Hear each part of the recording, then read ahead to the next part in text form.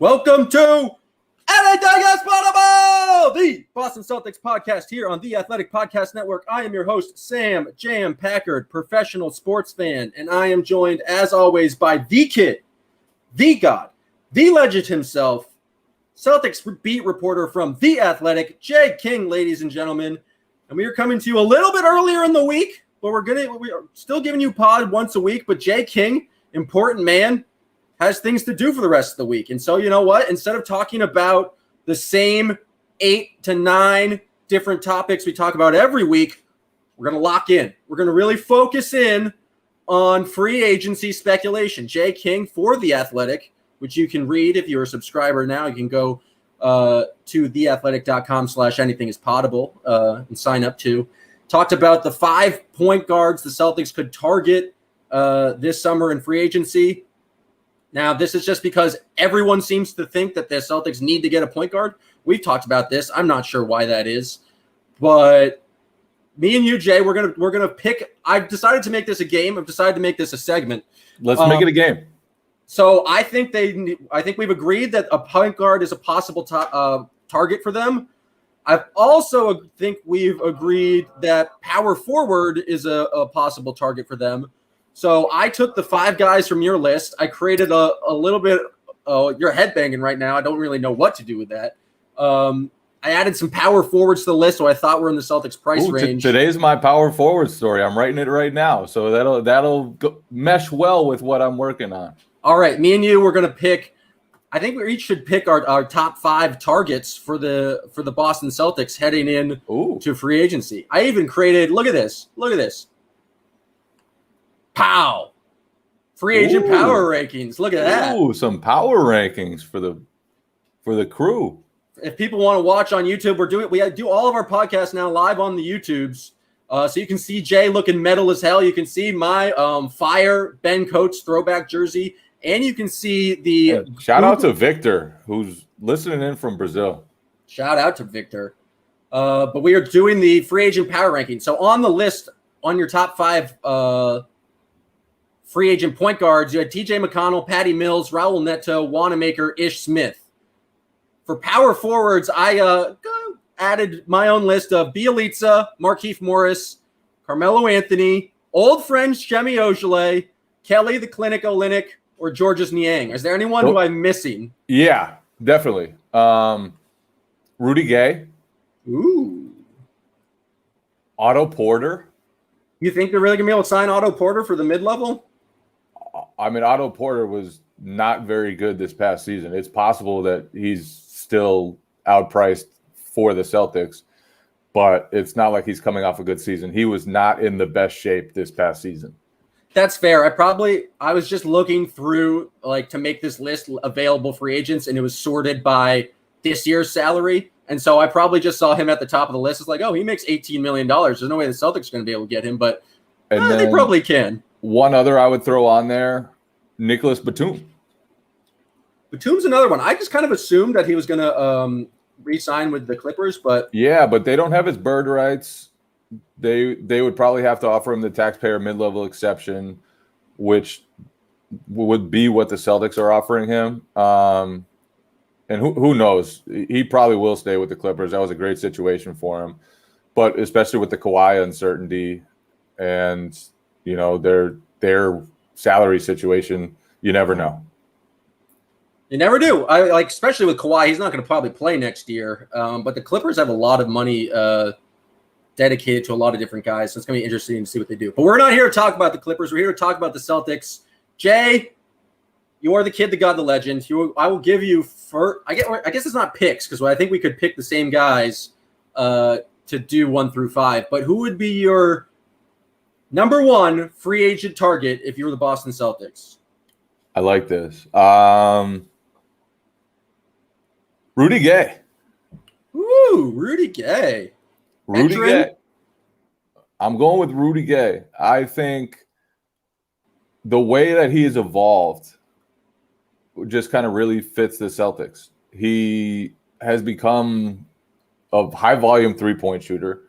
He's become a pretty good three-point shooter, and he's 6'8", 250, and could play the power forward position, give them more size and shooting and defense. I just think he checks a whole lot of boxes when you look at what they need, and especially for the price range they'll be looking at. And so Rudy Gay to me would be like pretty good fit.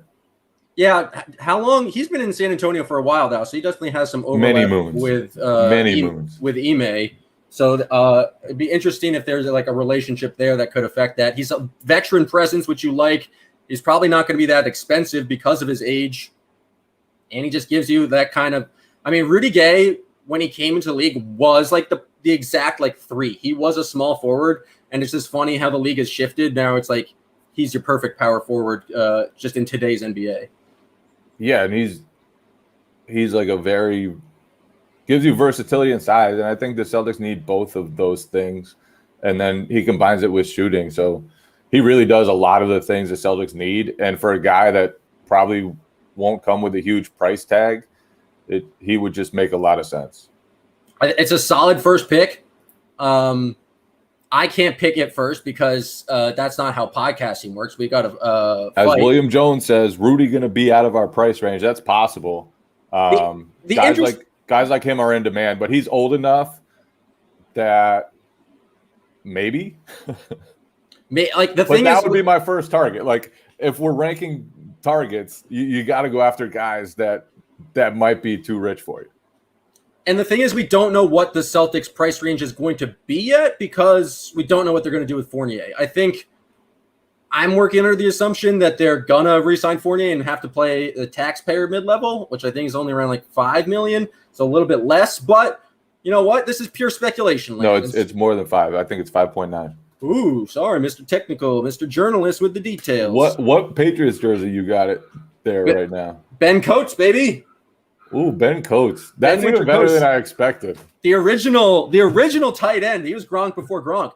I thought Everyone go out there and watch. Like Drew Bledsoe for sure. Drew Bledsoe or Curtis Martin were the obvious picks. I was a huge Terry Glenn guy. I was going to say Terry Glenn would have been probably one of the best options. Willie McGinnis would have been a great one. My cousin has a fire Willie McGinnis jersey from back in the day. I was so when they drafted Terry Glenn, I was so excited. I was like, it's going to be the receiver of the future for the Patriots. Never really worked out. Bill Parcells, I think, referred to him as she multiple times in the media. It's kind of a toxic situation, but I was always a huge Terry Glenn fan. But no, this is Ben Coates. Robert Edwards would be another good one. I would have been early on that bandwagon. Michael Bishop would have been absolute fire. Brady or Bishop, that was a good sports talk radio debate for a solid year. My first pick, Rudy Gay is a good one. I saw someone in the comments mention Jeff Green. For some reason, I also think Jeff Green is just going to go right back to the Nets, just because if you have that kind of collection of talent, it doesn't, and you're going to take like a kind of a vet minimum contract. Yeah, Tony is the Jeff Green whisperer. Yeah, so I like the talent of Jeff Green, but I just don't see him being really available. I have a tough one with my first pick. I like the Rudy Gay selection. I also think they need to go power forward. I don't know if he's going to be in our price range, but I just like Georges Niang. Local guy from Methuen, can do a little bit of playmaking. It gives you that size, that power forward, has gotten a little bit better as a shooter, is progressing. Mostly, he gave me an interview before he got drafted because he worked with my boy Nick Friedman, who was all over the SportsCenter Instagram recently. Had to shout that out. But I'm also just a big fan of his game. I think he gave a lot of good backup minutes to Utah this year, and so I like the idea of bringing him home. But I think he does a lot of the things you were looking for. It just being like size, moves the basketball, and can shoot pretty well. I say that not knowing can what he hold up defensively well enough. Because to me, I don't know. To be honest, I don't know enough about Georges Niang's defensive ability. I like his game a lot. I've been a huge Niang guy since he was in high school. But to me, the biggest thing for the Celtics this offseason is repairing their defense. They have to find a way to become an elite defense again. And I think they have, by moving Kemba, that will be on that front, an addition by subtraction. If you start Smart and play a whole bunch of big dudes who can defend. Like, and by big, I mean like big and long, not like big and slow, like the Celtics did sometimes last year. And I don't know if Niang fits that, but all the offensive stuff, he'd be a great fit. He shot only on 1.7 attempts per game, but did shoot 42% from three. He's been a 40% shooter basically from three his entire year. And so he can really pass too. He's a great passer, great at moving the ball in the Utah system. The question is like, I have no idea. Don't watch enough Jazz games to know if he's like has enough defense. I can go to like Basketball Reference and say he has a positive defensive box plus minus and has this many defensive win shares. I don't know what that means. But is he Rudy Gay that much better of a defender than Georges Niang? Yeah, probably. You're the expert. I'll take your word for it. I mean, I think that's also I think because Niang's young, he probably he gets more money than the Celtics are willing to offer. But I don't know. This is a dream list, so you're up. Number 2.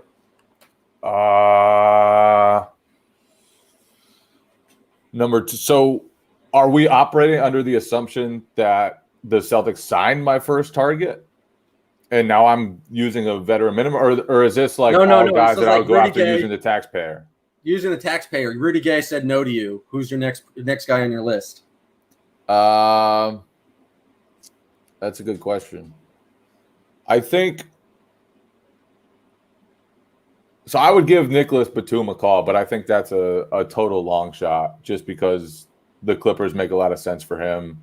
If he leaves the Clippers, I assume it'll be for more money, and the Celtics don't have that to offer. So Batum would make sense for the Celtics. He would fit in really well. He'd fit in basically anywhere because he shoots threes, defends, and he's 6'8" and strong. Played center, like can play.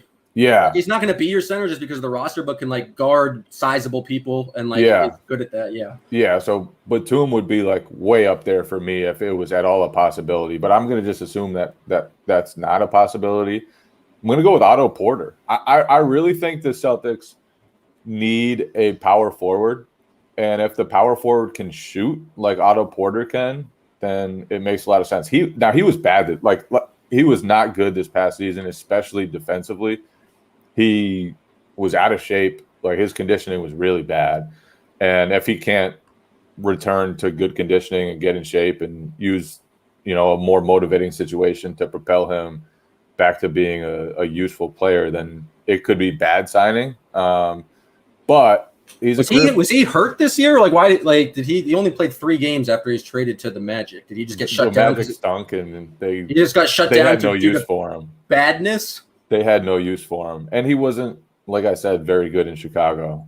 But the man can shoot. He's a career 40% 3-point shooter, and he's 6'8".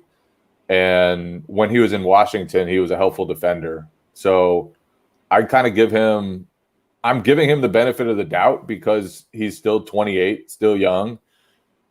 It could be a bad signing though. That's kind of it's kind of like a one way or another. But I think he has some Batum potential where he was not looking good in 2 situations that were not set up well for a guy like him, like a spot up shooter, a guy who was long and smart and can defend multiple positions, at least theoretically.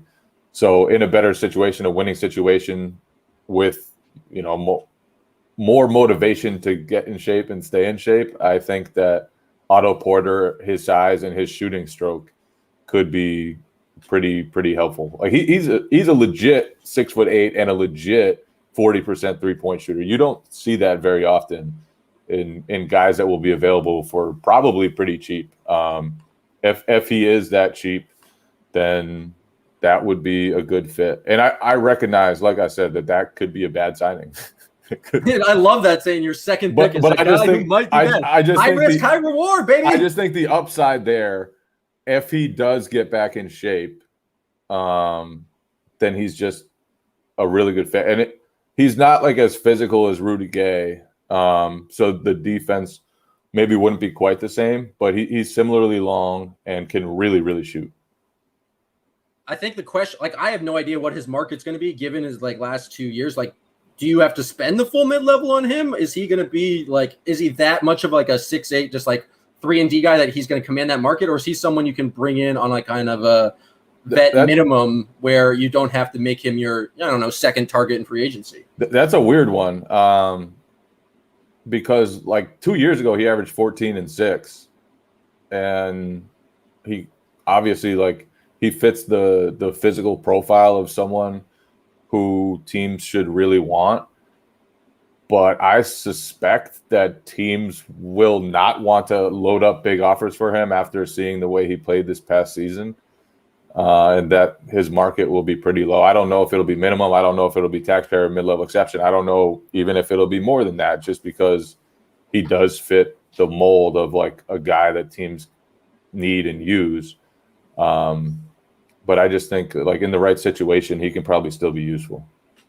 Now, you said the biggest things for Otto Porter. I feel bad about this Otto Porter. It was a terrible pick, especially because my pick. Your main selling points for Otto Porter was he was 6'8" and could shoot 40% from three. He was awful last year, got traded. How about a guy who's 6'9" and can shoot 40% from three and is one of the toughest people around and is from, Jay, one of your favorite families? Talk about Markieff Morris.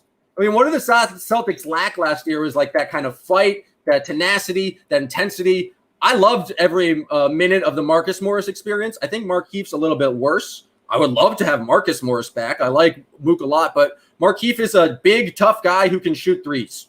That's exactly what I feel like we're looking for. Can he shoot threes? 40% from the 40% last year. Markieff? You looked at the wrong Morris brother, bro. I was looking at regular field goal percentage, not 3-point field goal percentage. Yeah. Oh man, I already locked it in the spreadsheet. So, but that's a bad look from me. That's awful. Yeah. He was close to 40% when he was with the Pistons 2 years ago, but he has not been anywhere close to that. Wow, we struck out on round two there. Me and you, just awful picks. Yeah, but we both agree on what the Celtics need, and we're both trying to target guys that fit the be mold. Above 6'8" and play a little defense and shoot threes a little bit. Be able to hit a corner three. And you're a veteran who won't screw up a lot.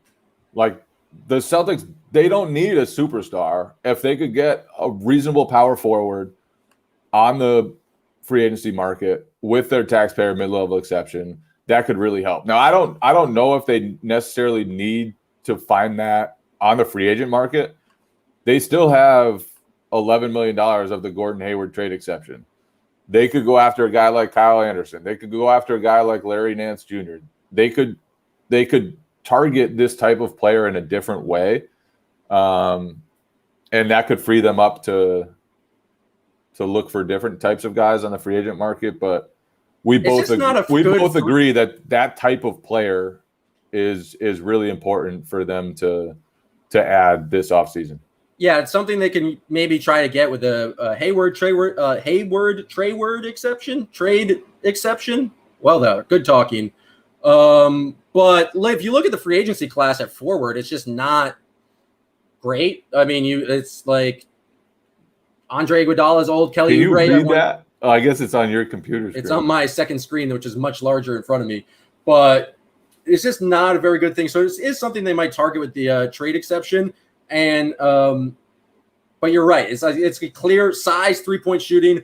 Anything with toughness, I think, is makes a lot of sense. But after that, there's not a great market. So I think maybe that's a good reason why is because the forward market is so bad, and it feels like there's a lot more talent at the point guard position. Maybe that's where you use your mid-level exception instead. And so does that factor into your decision making when you go with your third pick? Yeah, I think. I don't know if he'll be available for the Celtics, and you can't say that before every single free agent. These are the top three. These are the top three. I'm not going to go after veteran minimum scrubs with the top three. So the player, I don't know if this guy's a good fit, but he's good, and he would help the Celtics, and he would bring them toughness and passing and and defense, I'm going with TJ McConnell here. Woo, are you sure him and Fast PP can be in the same backcourt? No, not at all.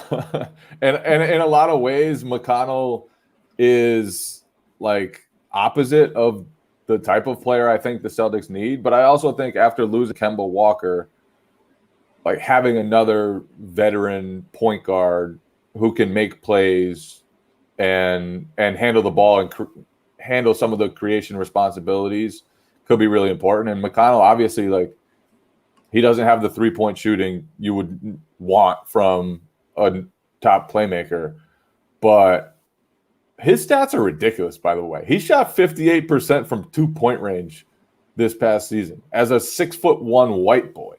Who does that? Like, what kind of maniac does that?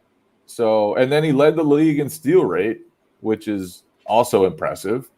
And I just think, like, he's not the right fit.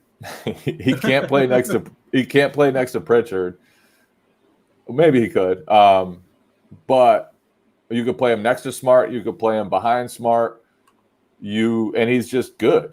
And so I think, like, that would be prioritizing getting a good player to Boston rather than just getting exactly what the Celtics need. And I just think McConnell, because he's seen as a career backup, could potentially slide to the price range that the Celtics have, even though, like, this past season he was pretty good. Yeah, I think, like, solid backup point guard. Like, he is very good at that role. Change of pace guy, like someone you have faith in giving the basketball when your primary point guard's not in there.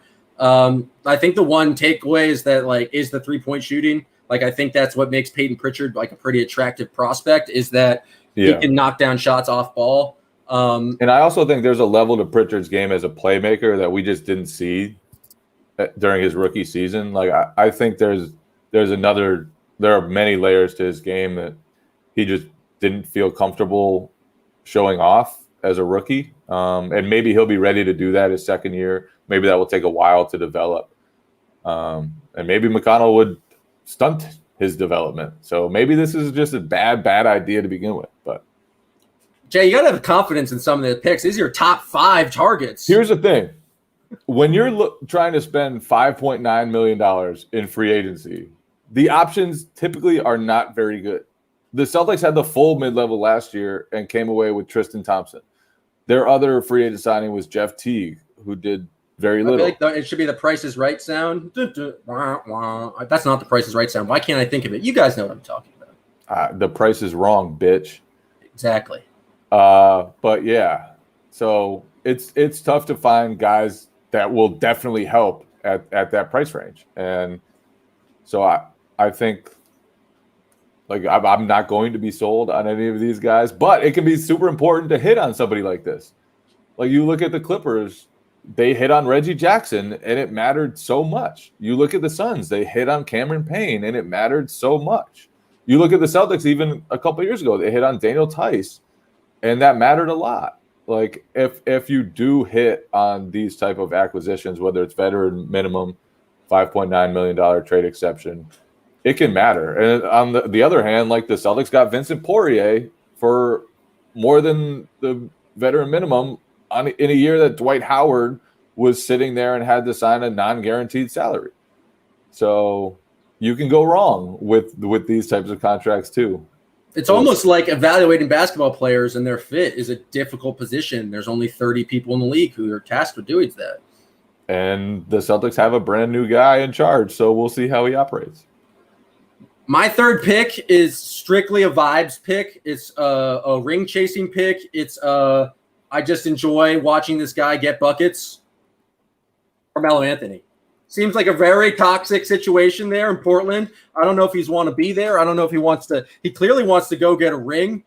I think just I'm just a huge fan. Would Boston be the place where he would go to get a ring? Not necessarily. Like, it's not his top choice, but what if the Nets have spent all their money on like Boston? It could give him 5.9. He's probably gonna have to get a veteran minimum somewhere else if he really wants to go ring chasing. I just enjoy Carmelo Anthony getting mid-range buckets. I think it's just a good old time. Doesn't help you on the defensive end really at all, but he can shoot the ball, and it's Carmelo Anthony, and that's just fun for me. It's purely a vibes thing. I don't even really think of him as a Knick. I don't have animosity. He's just a legend at this point, and I like bringing in legends on the final seasons of their career. Hand up, I was very wrong on Carmelo a couple years ago when he came back in the league. I thought he was done. I thought he could never reshape his habits to be a role player. And he hasn't totally reshaped his game. Like, he's still doing a lot of the same stuff he did back when he was a superstar. I don't think he totally fits what the Celtics need because he's not a very good defender. He's not someone who's going to facilitate good ball movement. He kind of... Yeah, but he gets buckets. I thought if anyone could appreciate that, it'd be you. I appreciate buckets, but I also appreciate good basketball. And when Carmelo plays good basketball, he can be helpful. He can be helpful anyway. So his first year in Houston, his 3-point attempt rate was like 28%, and he changed that to 42% last year. Like, if he's just taking a lot more threes, I talked about his mid-range, but as just like a spot-up guy, like in the shoot, like who can get his own basket, you're right. Ultimately, we're debating about this will be the 11th guy on the team on the roster. Like, hopefully that this person isn't being super important. So hold on. You want your top free agent target, or in this case, your third free agent target, to be just the 11th man on the roster? I don't, but if we're talking about power, you have the starting five, and this is assuming Fournier comes back, is Smart, Jalen, Tatum. Are you putting Fournier in the starting lineup and then Al Horford, or Al Horford, then Robert Williams? Then you have Tristan Thompson, Peyton Pritchard, Romeo, Nesmith. Are you bringing in a guy who's going to get minutes over, I guess, the Nesmith-Romeo situation? Like, is that who you think for these kind of top targets? Yeah. That would But that's still the eighth. That's still the 8th or 9th guy on your in your rotation. Also, I think, like, with a player like Carmelo, it's just he'd be a different type of guy. Like we said, a 6'8" guy with physicality. And the Celtics don't have dudes like that right now, unless you consider Jabari Parker, who knows if he'll be back. So I forgot completely about Jabari Parker. Do you think they re-signed him? Do you think he showed enough on offense? I don't think he showed enough. That's coming from the biggest Jabari Parker fan out here in the Celtics podcast team.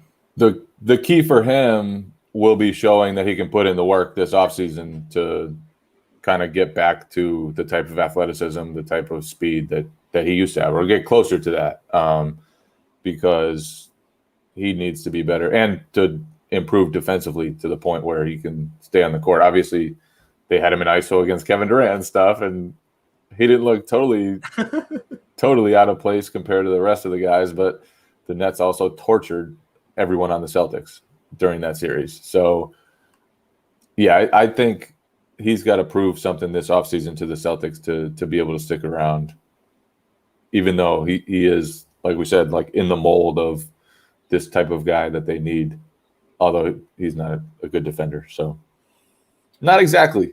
Who's your 4th pick that you don't really believe in and might not be a fit? Can you scroll down a little bit? Who am I going to go with here?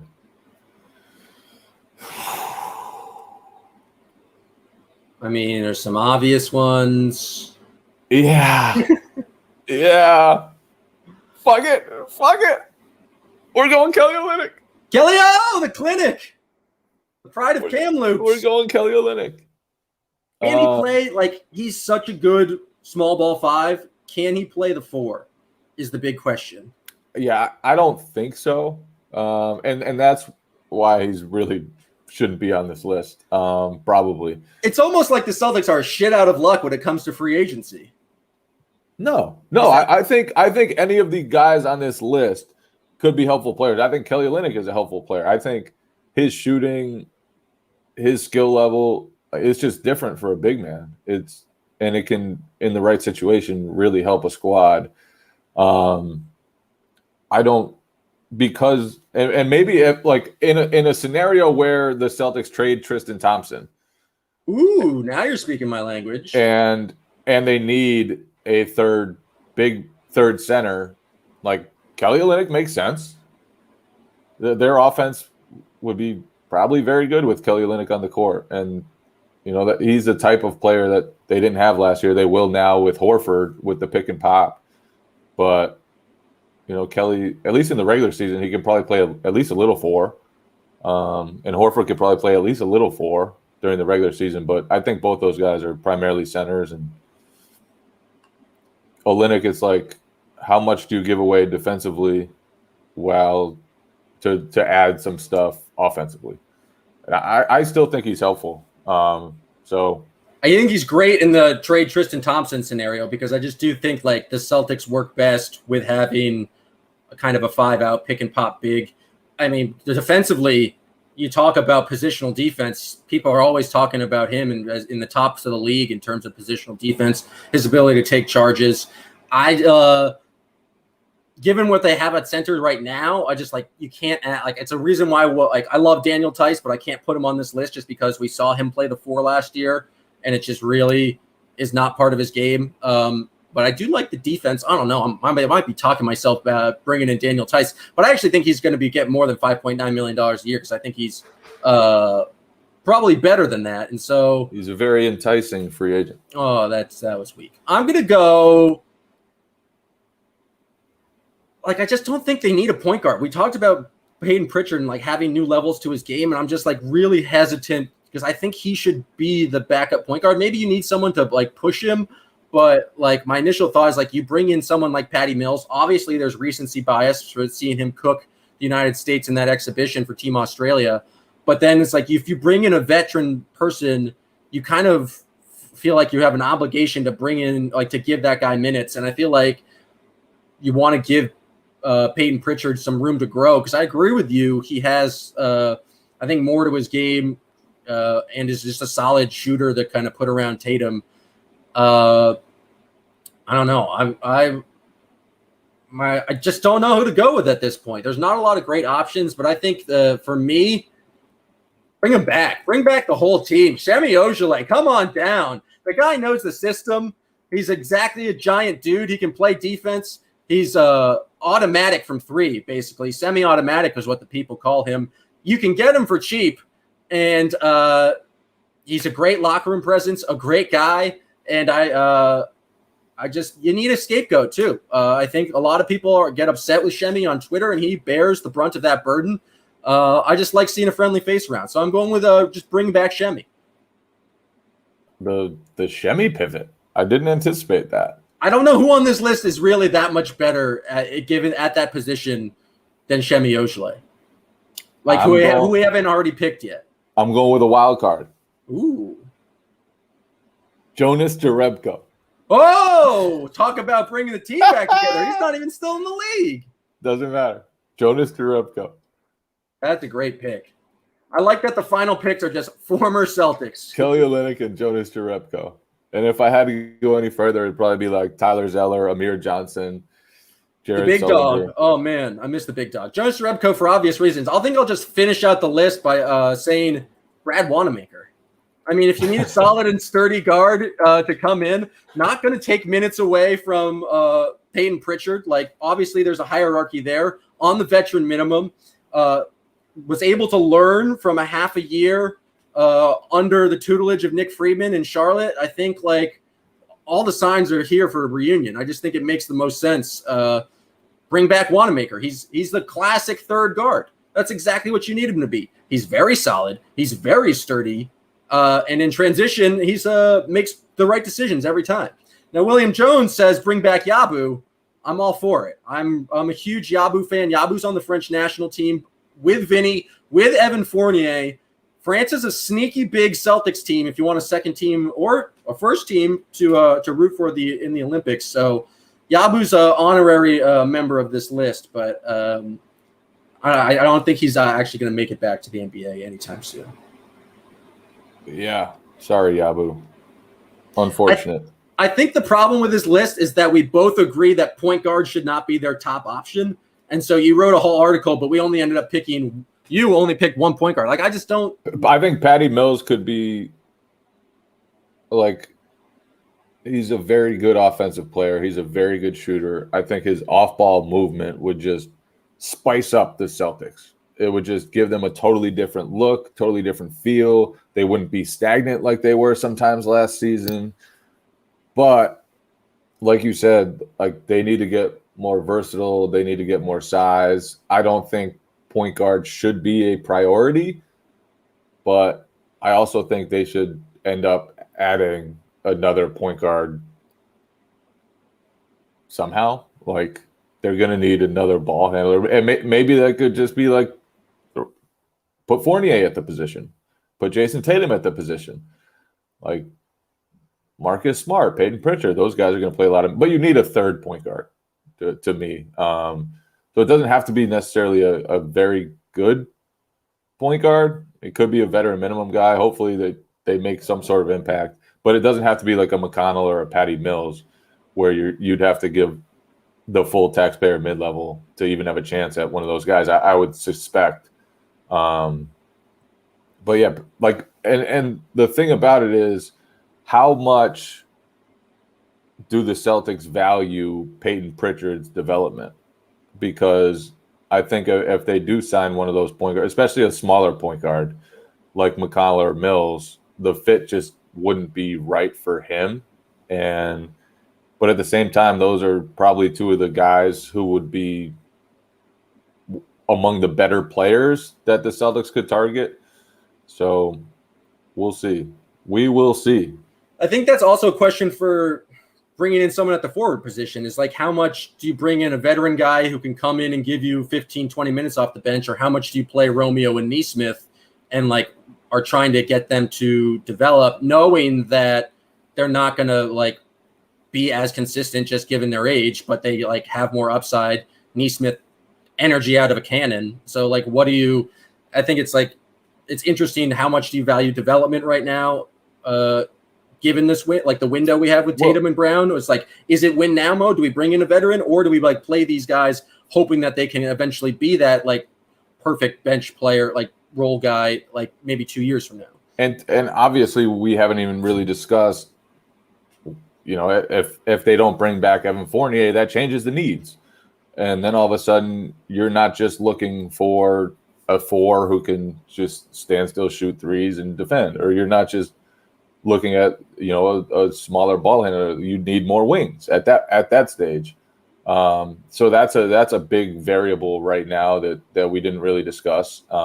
If they can bring Fournier back, then their needs are a little different. And I honestly don't think that a guy like Rudy Gay or Otto Porter Jr. or Markieff Morris would really step on the minutes you'd want to be giving to Aaron Nesmith or Romeo Langford. Like, to me, those guys are, you know, smaller wings, where I think the Celtics, what they lacked last season, one thing they lacked last season was like just a versatile four with more size than Tatum and Brown, who could space the court and still hold up defensively against bigger options.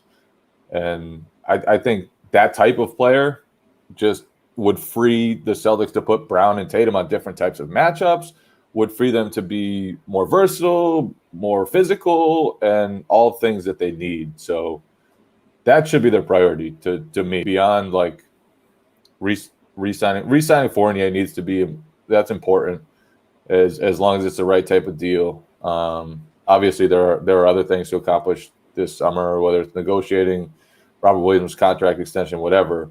But that type of player they need to add somehow, either by free agency or the trade exception.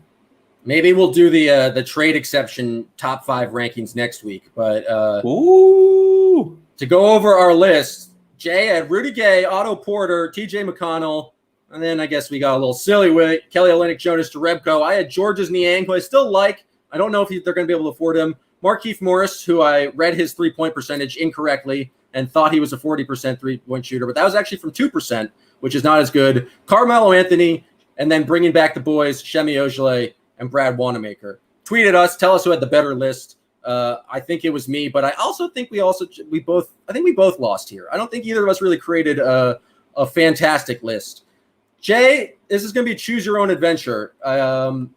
Do you either want to hear the dilemma I have while playing pickup, or do one of those spend $15 on the all-time Celtics team? Let's hear about your pickup dilemma first. Okay, last week, I'm hooping and just get on new team, get on this with this guy. He's pretty good. He's got some handles, can knock down threes. But all of a sudden, he starts missing threes and starts screaming at his teammates to offensive rebound, where it's just like, clearly he's frustrated that he didn't make the shot and is like trying to blame someone else.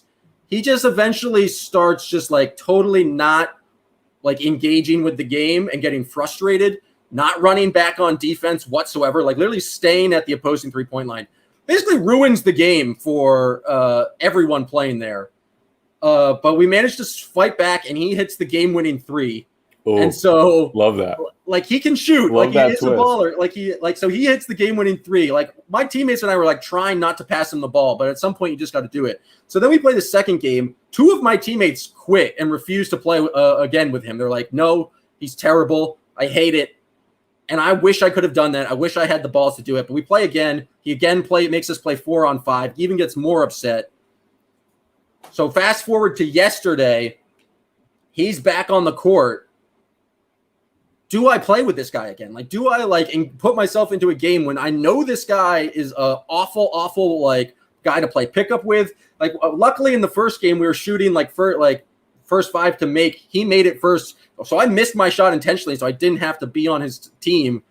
But like, I just don't want to play basketball with this person anymore. Like, what do I do in that situation? Well, here's your problem. Did you address it when it first happened? Yeah, no, yelling at him. Did you call him a dickhead? Did you tell him? Like, what was the response when he first? Nothing. He just kind of ignored it. I was like, "Are you like?" He would yell at me to offensive rebounds, like, "Get back and play defense." People quit on him. Like, you know how rare it is for someone to win a game at pickup and then say, "No, I don't want next." Like, he was fairly clear what was happening. While we were like making teams the other day, like people were audibly saying, like, "I don't want to play on that guy's team." Here's what I would have done when I was still a good basketball player. I would have said, I would have made it after he made it, and then said, "But I'm not playing with this guy." But like, he doesn't go back on. I would have made a show of it. I would have pointed out that he's an asshole, and hopefully that would have been enough to steer him in the right direction. I wish I had your swagger and confidence. I don't speak basically when I like play pickup. I'm a very loud asshole and like behind the microphone, but out in public, I'm probably like a pretty shy person. Don't have the stones to be like, one, I probably wouldn't make the shot. Two, to just like publicly announce it, like, fuck this guy. I need to like I'll join on if like the better players on the court, but I don't feel like I have enough clout to determine who plays pickup at this run. Like I'm just the old guy playing with a bunch of like 24-year-olds. I steer clear of any sort of confrontation. Well, see, that's your problem.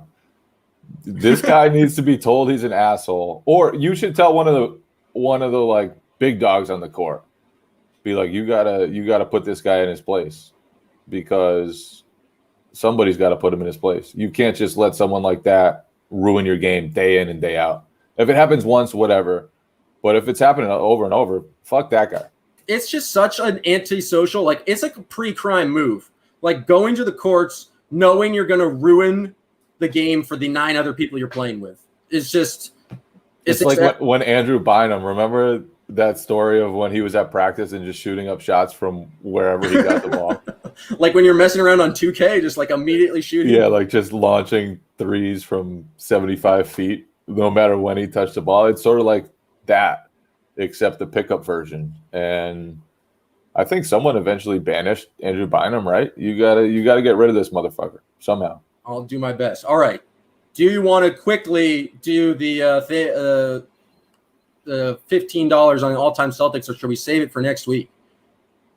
Because I feel like it's going to be a pretty robust discussion, but unfortunately, I have to go. So I think it's something we can. Also, there's a number of updates I needed to make to the roster. Let's tease it now. Let's talk about the updates to the roster. Week. Now, my brother's friend Peach, Josh Goldstein, sent me this graphic, and he's an old soul. He has real grandpa energy. And my one issue with it is that it has a lot of guys from the 1950s and 60s Celtics.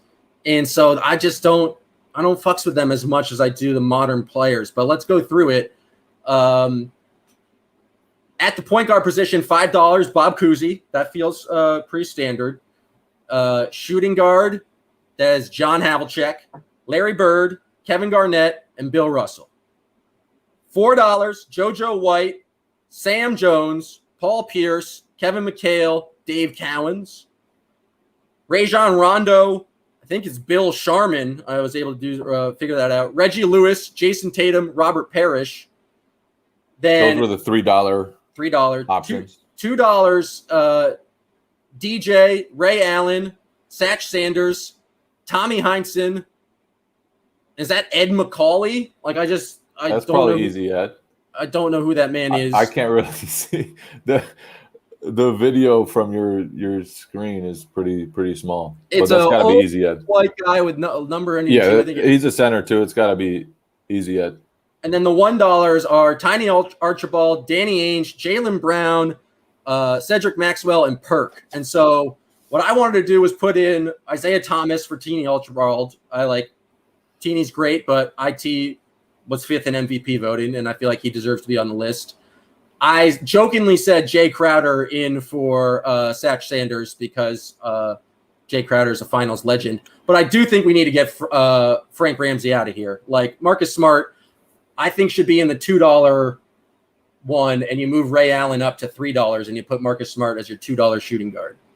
Can we get Al Horford somewhere in here too? Instead of Easy Ed McCauley, I would absolutely agree. Yeah, we'll throw Al Horford in for McCauley. Shout out to McCauley, though. He was nasty back in the day. He was back in the day, but he's also no Al Horford. So I'm going to update this graphic. I'll tweet it out again, and then we'll have that debate next week. But I think it's a fun game. Normally with these things, it's like spend $15, and I just say I'll get everyone in the first and second rows, and then I'll have a deep team, 10 players. But for this one, I'll put some thought into it, and we'll make it work. Do you know that Ed McCauley was an ordained deacon of the Catholic Church? That's pretty interesting. And co-authored the book Homilies Alive, Creating Homilies That Hit Home. Wow, that's pretty interesting. I'm just curious about that. Is creating homilies at home potable? That's one. Anything is potable! I don't. Even though we potted about.